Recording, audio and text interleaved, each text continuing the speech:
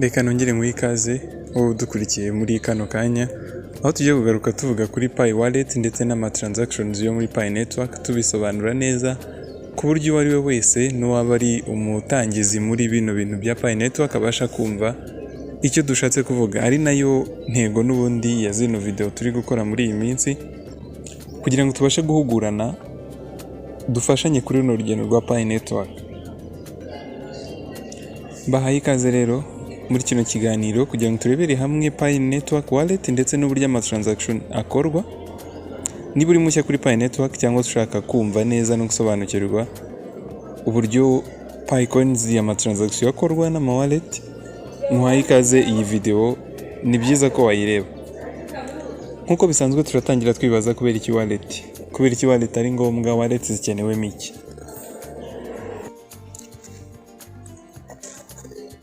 Mbere yuko tuvuga cyane kubijyanye n'ama transaction cyangwa tujya neza muri wallet, reka tubanze dusobanukirwe kubera icyo ari iby'umumaro, nyine ari iy'umumaro wallet yacu itumariye iki. Ndagira ngo kugira ngo bigufashe utekereze Pi Network Wallet nkaho ari konti yawe ya banki ariko iri digital. Ubusanzwe konti za banki zibikwamo fiat money. Fiat money ntago ari digital money, ariko digital money nka cryptocurrency nazo zigirwaho zibika.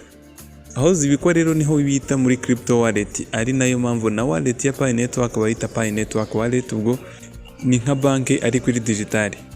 Ahangaha ni ushobora kubika coins zawe ziri digital arizo cryptocurrency, ukazohereza, ukazakira, ibyo byose bikorerwa muri wallet.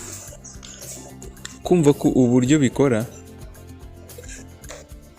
nabyo biragufasha kumanaginga amafaranga yawe mu busanzwe nyine y'ama cryptocurrency. Hanyuma ubwo tureta tunabijyana n'ubusobanuro bwa Pi Network Wallet, ntago tubitindaho n'ubundi ubwo ni nkaho nabivuze. Pi Network Wallet ni ahantu hari digital cyangwa space iri digital, ubwo ni nka konte iri digital aho ushobora kubika coins zawe z'amapayi. Nko ku bantu bakina amagame, wenda ndatanga urugero, hari amagames ukina agenda guha ibiceri runaka. Reka tuvuge ko nka biriya naho ni muri wallet, ariko ntago twavuga ko digital kuko amacoin bika ntago wamenye ibyo ari byo. Ariko iyi wallet niyo ushobora ku accessinga unyuze muri Pi browser. Turabizi unyuze muri Pi browser ukajya kuri Pi Wallet niho uyikura, ndetse ni naho ama transaction yose y'amapayi akorerwa.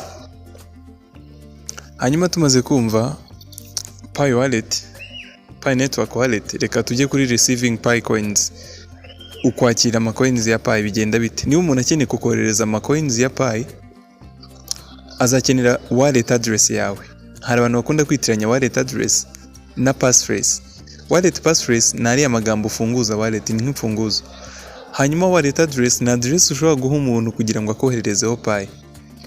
Izo rero zizakenerwa kugira ngo habeho transaction. Ni nko guha umuntu nimero de konti yawe kugira ngo akohererezeho amafaranga mu buryo butari digital, ariko mu buryo buri digital akoreshwamo wallet address. Iyo wallet address rero, iyo wallet address yawe iba iri unique, nta wundi muntu muba mushobora guhuza wallet address. Uzasanga ari ibintu by'ibinyuguti biba bivangavanze ukuntu ku buryo nta muntu ushobora guhuza wallet address mu buryo ubwo ari bwo bwose. Ndetse mu gihe uyitanze ugomba kumakinga sure ko warebye neza ko ariyo wohereje, kuko utanze itariyo urahomba. Niyo waba wasibyeho umubare umwe w'inyuma cyangwa wagize gute, iyo transaction kubera ko mu buryo buri digital cyangwa se buri decentralized, nta muntu ushobora kureversinga transaction yamaze gukorwa. Niba wibeshye ubwo nyine biba birangiye. Icyo nacyo tukiveho duhita tujya no kuri sending Pi Coins. Ibyo nabyo ni kimwe no kureceiving aho ukuntu ko niba ushaka gusendinga cyangwa kohereza Pi Coins ku wundi muntu, naho uzakenera wallet address ye. Ni nko kwandika cyangwa gusuzuma, gutransfera nyine amafaranga kuri konti ya banki. Uzasezuma neza konti yaguhaye ko ariyo, ubwo ni wallet address. Agomba gusuzuma neza ko agiye kuba wallet address nyayo itahindutseho akantu na gato. Wamara kuyireba ukayishyira aho ugomba kuyishyira, ugashyiramo umubare w'amapayi uri bumwoherereze, ugakonfirma transaction.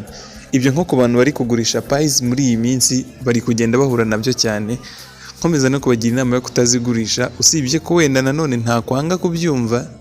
Niba wifitiye ubukene waramayininze nka payi 1000 kugurishamo 100 ntago nakumva ko ari ikibazo, ariko nanone ntiwirengagize ko tukiri muri enclosed mainnet. Ugomba kwirinda icyatuma cyose payi zawe zikuvaho ubona ariyo mahitamo ya nyuma. Si byiza ko wabikora. Tuvuye kuri icyo rero duhite tujya kuri transaction records. Nabyo birajyana na transactions zibera muri wallet. Transaction record ni nka historique mu yandi magambo. Pi network nayo rero igira historique, igira record cyangwa se record y'ama transaction yose wakoreye muri wallet yawe. Nujya muri Pi wallet yawe, waba warakoze muri testnet, waba warabikoze bya nyabyo, aho hose uzabibona. Ni nko kuba ufite iriya bank statement, ngira ngo mujye bibona nk'iyo watse bank statement muri banke, bakwereka buri transaction yose wakoze, haba aho wabikije, aho wabikuje, aho waguze airtime, hose barabikwereka. Iyi record rero igufasha kumenya ibyo wakoze byose kuri transaction zawe muri Pi network cyangwa se muri Pi wallet. Dukomereze kuri security measures. Ubwo ni ibijyanye n'umutekano wo muri Pi network cyangwa se muri wallet. Ku bigendanye n'umutekano rero ntago turi bubitindemo nabyo. Nkuko tubizi Pi network ifata wallet security, ubwo n'umutekano wo muri wallet nk'ikintu gikomeye. Ari no mpamvu bakoresheje buno bwoko bwa wallet butajya buba recovered mu gihe wabuze passphrase zawe. Ngira ngo mwagiye mubyumva, cyangwa hari nabo byabayeho babuze passphrase bikarangira wallet zabo zibuze. Wallet yawe iba protected n'iyo passphrase, ndetse sometimes hakaniyongeraho icyo twita 2FA cyangwa se 2-factor authentication. Ibyo twabivuzeho muri Pi security muri party zino zabanjiriza iyi ngiyi. Izo features zose z'umutekano nizigufasha kurinda Pi zawe neza. Dusoza rero ino party, twabonye ko Pi network wallet ari nka digital bank account. Ni konti ya bank ariko iri mu buryo buri digital, igufasha kubika Pi coins zawe. Ubwo ni amapayi yawe agufasha ndetse no gukora ama transaction ayo ariyo yose muri wallet.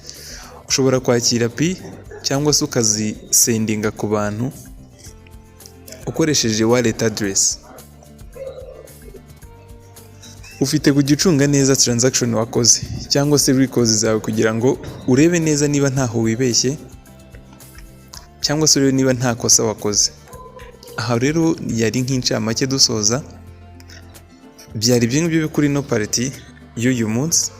Tubashimira mwese dukomeje kubana, abakomeje kutugaragariza ko turi kumwe turabashimiye cyane kandi tubahoza ku mutima. Yari Robert rero nk'ibisanzwe. Tukomeze duhure no mu yindi party ikurikiyeho tugera kuri Pi network future prospect ndetse na potential yayo, niyo party tuzakomerezaho. Turabashimiye rero naho mu yindi video.